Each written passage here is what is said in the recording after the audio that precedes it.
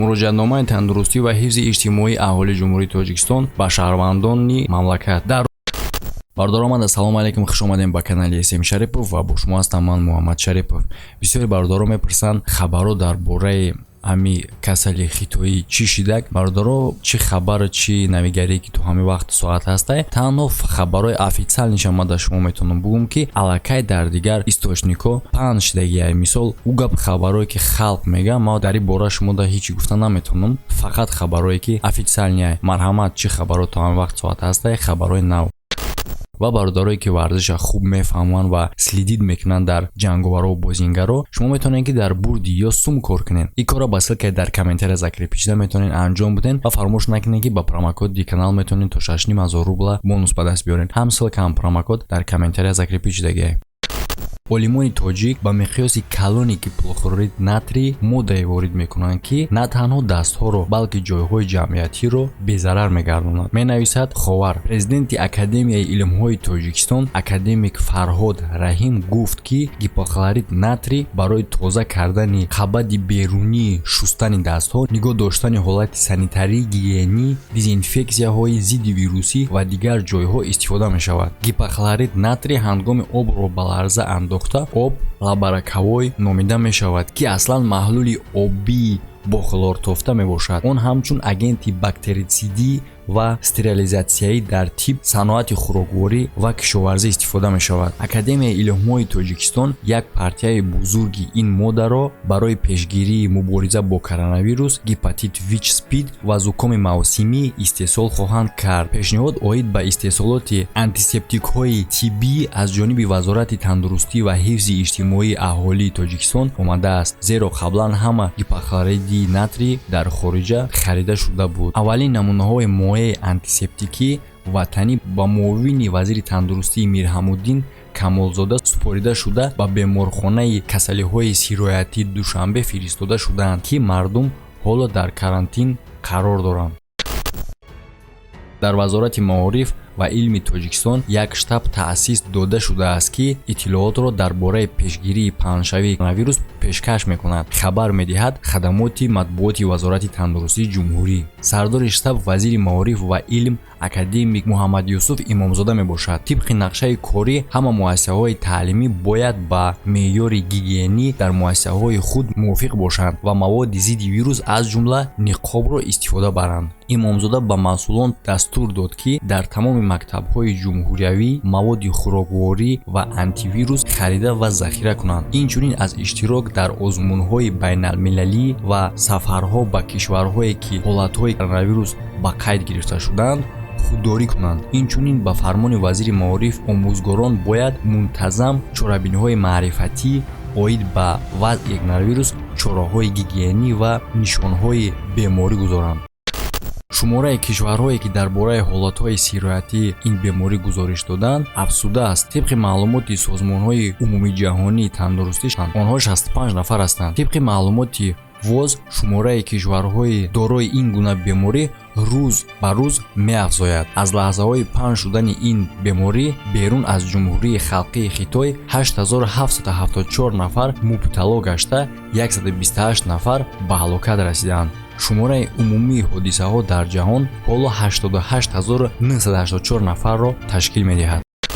3 март дар баъзе масҷидҳои шаҳри Душанбе имомхатибҳо аз муъминон хостанд ки муваққатан аз зиёрати масҷидҳо худдорӣ кунанд. тавре ба Азия Плюс яке аз ибодаткунандагони Шералӣ Давлатов дар масҷиди Мир Саид Али Ҳамадонӣ ки бо номи Меҳкалона маъруф аст, имомхатиб эълон кард ки намозгузорон муваққатан аз зиёрати масҷид худдорӣ мекунанд. имомхатиб Ҳикматулло Ризоев ҳангоми намози шаб, яъне хуфтан, эълон кард ки субҳи 4 март масҷидҳои Душанбе муваққатан баста хоҳанд шуд. чораҳои мазкур барои пешгирии паҳншавии ин гуна бемории хитоӣ андешида шудаанд, гуфт Шералӣ Давлатов. маълумот дар бораи муваққатан боздоштани фаъолияти масҷидҳо Азия Плюс дар пойтахтро боз ду имомхатиби масҷиди шаҳр тасдиқ карданд. дар ҳамин ҳол мақомоти ваколатдор, кумитаи дин, танзиму анъанаҳо ва ҷашнучорабиниҳои миллӣ назди ҳукумати ҷумҳурии Тоҷикистон мебошад, то он даме ки расман дар масҷидҳои кишвар карантин эълон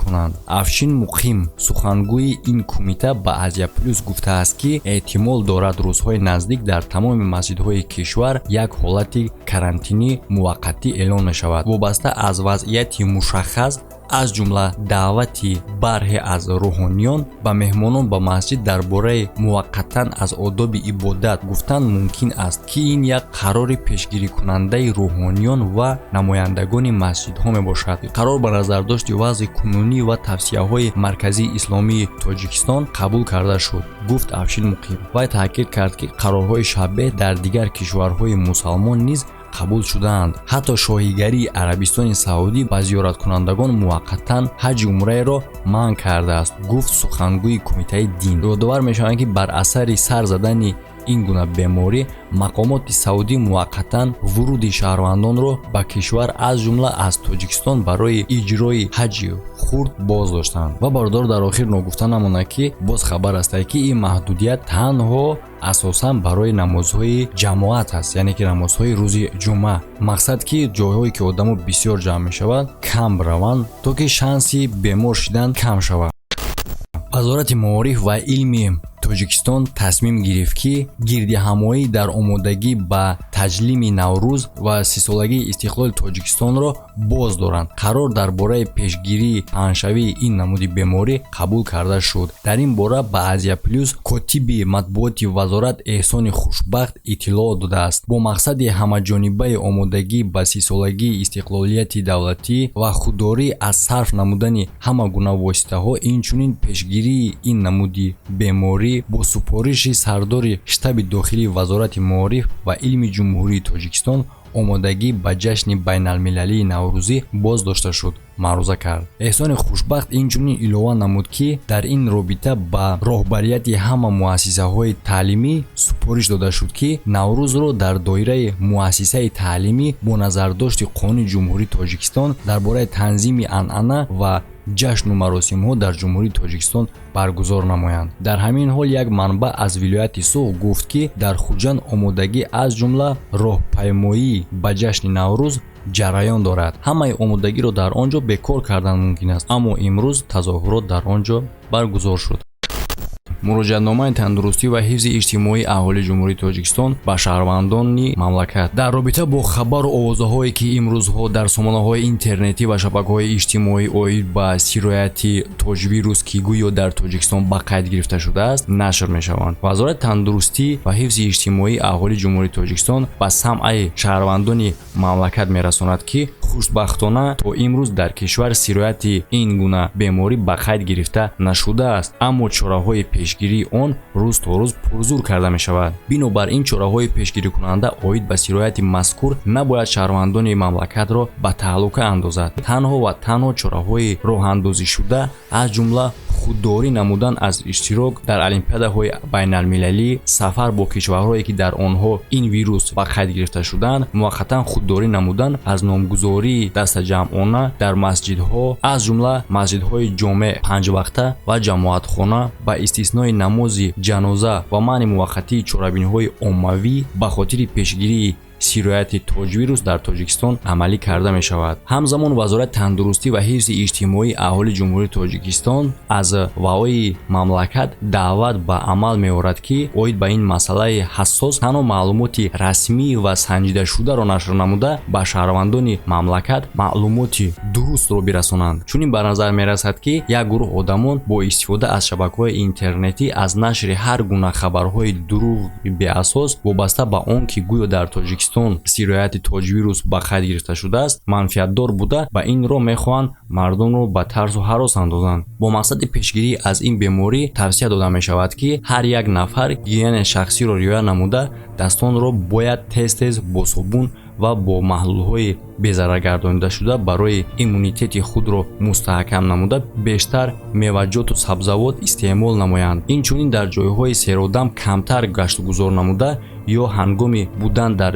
чунин ҷойҳо аз ниқоб истифода намоянд. Ҳамзамон аз дастӣ салом кардан ва ҳамдигарро бо оғӯш гирифта бусобусӣ намудан худдорӣ намоянд. бародарое ки бисёр хоҳиш карданд дар бораи ҳамин мавзӯъ гап занем, маълумотҳои нав, инами хеле маълумотҳо бародаро то ҳамин рӯза маълумотҳои официалне аста марҳамат ма пешкаши шумо кардам. фикр ҳақиқатан дар комментария бинависен, хитона нигоҳ кунен. бале бисёри бародаро менависанд ки дар насибот боша ягон чӣ карда намешавад, дар ҳама ҷо ки бошӣ чизе ки боша мебинӣ. бале бародаро, бале не ки бо насиб ки мегӯянд.